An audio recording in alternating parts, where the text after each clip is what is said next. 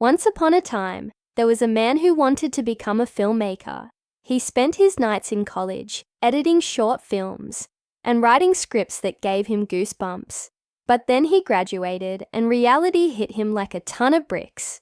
Bills needed to be paid, so he took a safe 9-to-5 office job. 1 year turned into 2, and soon the camera gathered dust on a shelf while Excel sheets took over his life. Every morning was the same. Wake up, take the train to work, sit in meetings all day, make polite conversation with colleagues, come back home and eat dinner. At night, he'd tell himself he'd work on a script, but exhaustion got the better of him, and sleep called to him like a siren. It wasn't a toxic job. Not at all. It was stable, polite, and predictable, which is what made it so dangerous.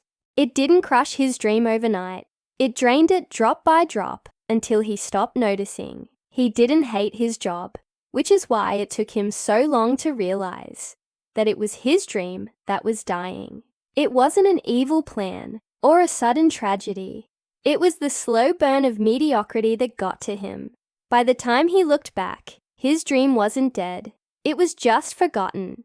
The scariest prison isn't made of bars. It's built from comfort, and that's the 9-to-5 that most people don't see coming. They trade their dreams for stability and end up regretting it. They tell themselves, "I'll work hard for a few years, and then I'll live."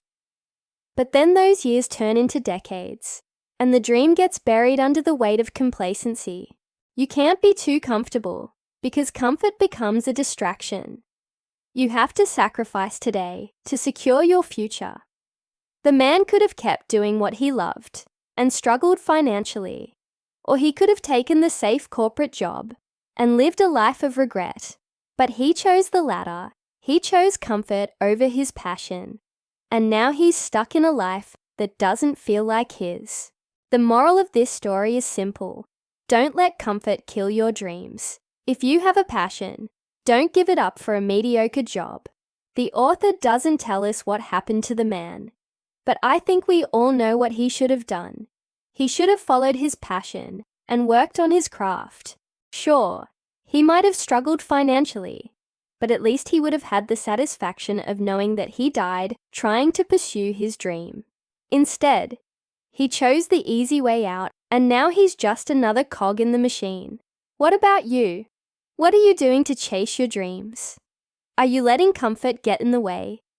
Let me know in the comments below. And if you enjoyed this story, stay tuned for more content.